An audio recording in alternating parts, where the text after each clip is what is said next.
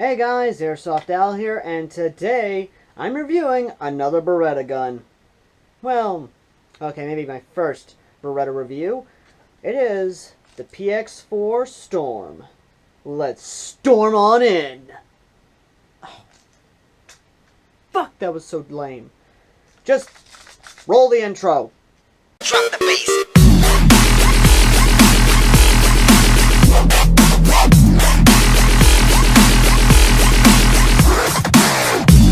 So the PX4 Storm is actually a pretty interesting gun. At first, it was released right around a long time ago. It was actually released mid-2000s-ish, I think. Mid-2000s-ish.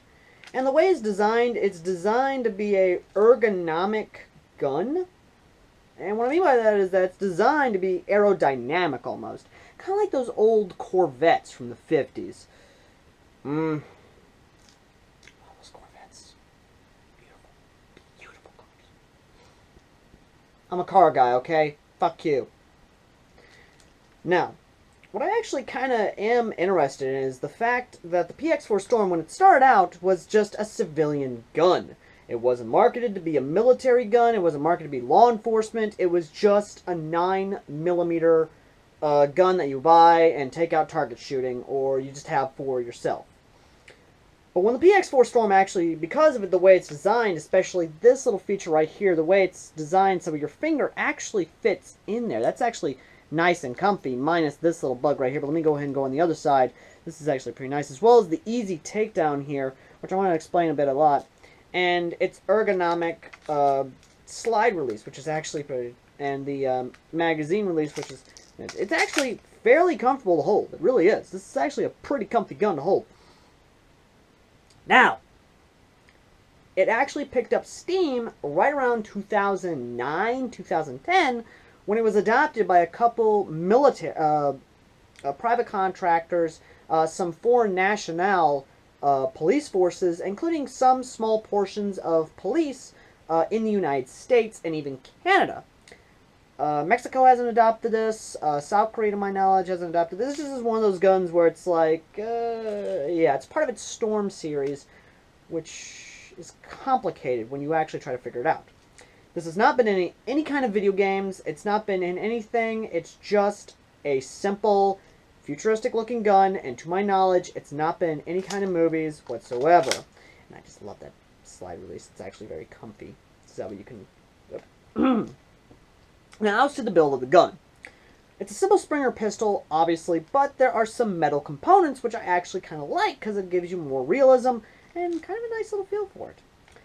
It has a metal trigger, a metal hammer, which is double action, a metal striker block, and that's about it, really. That's where the metal parts stop. Now, this gun does not come with just one magazine. It comes with two. So, if you want, you can have one. I'm just going to put it on my belt loop here because I don't have a magazine thing. And these are actually durable magazines. I'm actually going to do this. If you're in fighting like this, you can basically quickly drop, grab, and fire again. And the gun itself, once again, is a very comfortable feel. It has serrations on the front and the back here in case you want to do any of this. And the slide mechanism, shit. It does lock back, but I do have a gripe about it. It's tough as hell to cock! I mean, well, you get what I'm saying. And let me give you a synopsis of why. When I did a little bit of research into this, I found out that this uses the internal components of a Walther P99.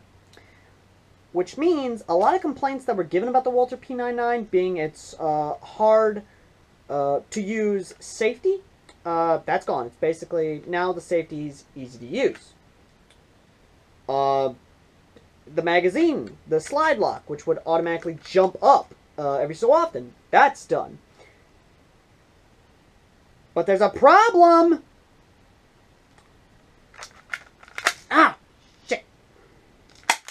It's hard as hell to use.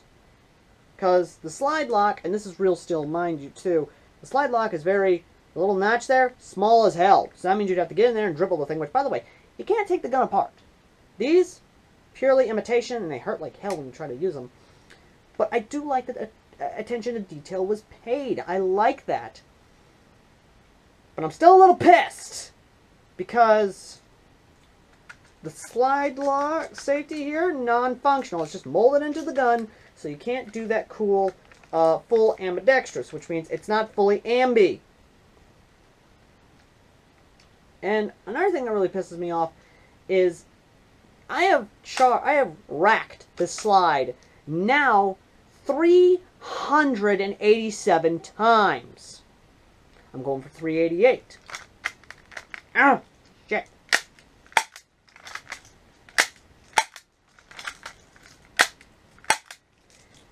It's a snappy slide, much more snappier than the Walther P99. Let me just show you here.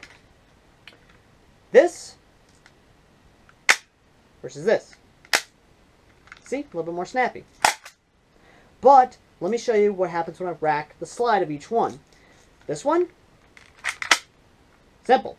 No actual thing. No problem. This one, I have to put on at least 3 pounds of pressure or not even 3 pounds, my bad, maybe just a pound or two of pressure to push the slide back and lock it into place with it primed and ready. What's funny is it uses the same internals of the Walther P99. Now, I can get a light in there. The barrel itself is a pretty decent barrel, I'm not going to lie. Umarex USA, I know you make good guns. I know you can do good, but you're really, really tipping my emotional scale, okay? I'm here with the good, I'm here with the bad, I'm here with the good, I'm here with the bad, I'm here with the good, bad, good, bad, good, bad, good, bad, good, bad, good, bad, good. Your son is tearing me apart! But does that mean it's a bad gun? No. The gun, in fact, is good. There is a lot of good with the gun. In fact, I love the gun. Both real steel and airsoft. Even the gas blowback variant is awesome. Both CO2 and green gas. And yes, you can actually use CO2 in the gas blowback version of this. It actually comes with a thread adapter. It's a really nice gas blowback. I'd check it out if you could. But this!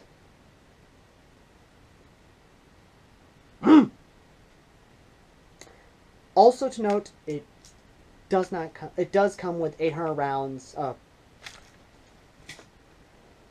400 rounds of .12 blue BBs, which is actually kind of cool. Now with a .2, the sucker fires 250 FPS, which is 250 to 240 FPS, which is not bad, and it is accurate as almighty, and it really is awesome.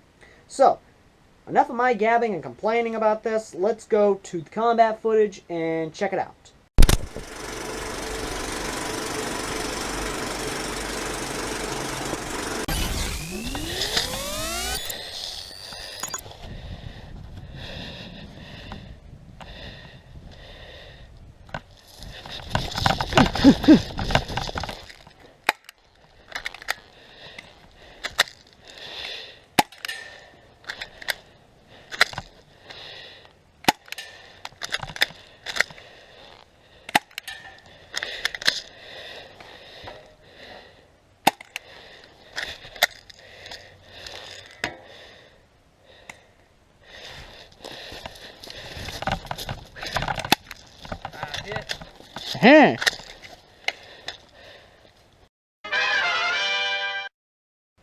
Okay, so yeah, that's kind of how it is.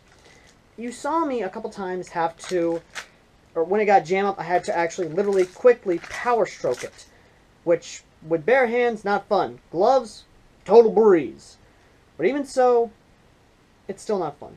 But the gun itself is actually really accurate. The sight aperture is actually pretty good, if not dark. When it becomes dark, it's a pain in the ass to actually use.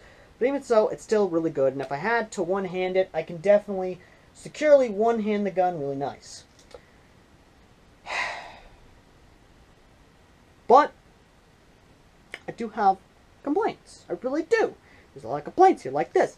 Once again, single Picatinny rail slot, which means, once again, they're telling you you have to buy Umarex USA or Beretta only lasers and lights.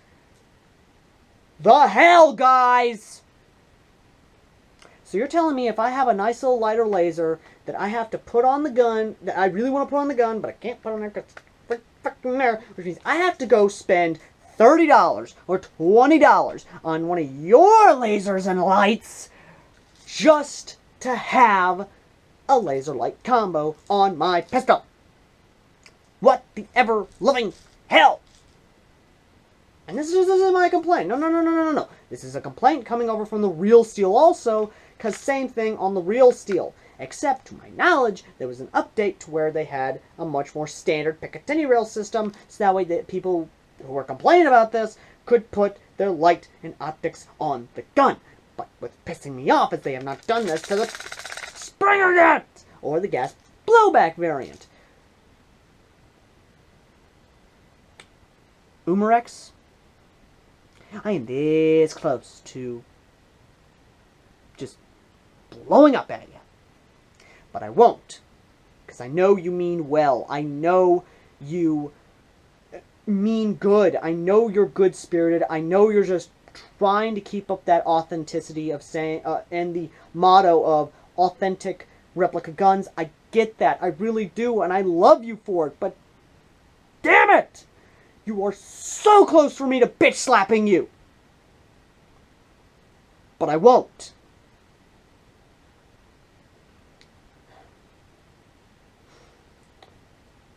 So what's my final verdict on the gun? With its superb combat effectiveness, it's very rare often jamming feeds and double feeding, which makes you have to power stroke it, or at least coming up here and doing this.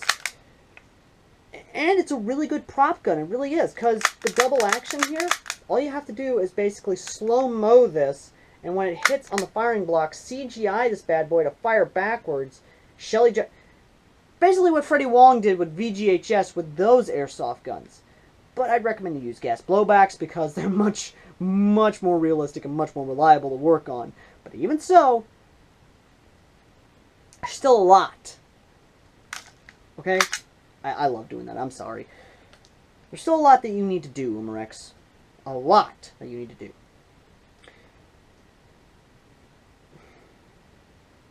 It really is hard to try and give this gun the score that I have to give it. But the final verdict for this gun is, and it's $20. Okay, it's a $20 gun. Tax, or the one I paid for it at Academy Sports, it was $24 or $22, whichever one really, I can't remember, but this was a $20 gun. Final verdict is a 7 out of 10. This is a first 7 for me. It was really hard to do this. If it didn't have the problems it did have, it would have been an 8 out of 10, down straight. But it's a 7 out of 10, through and through. It's a decent gun. Or, not really decent. It's alright. It's an alright gun at the price tag it is, and it coming with 2 extra magazines and 400 rounds of ammunition, and that is something I don't see a lot of guns doing, except for maybe the UTG Springer 1911, which did come with 2 extra, or the Cybergun Kalishnikov that comes with 2 extra magazines. But something like this, I have to commend you for, and I have to give you props. This really wasn't easy for me, and it does break my heart that I had to give the gun what I had to. It really does.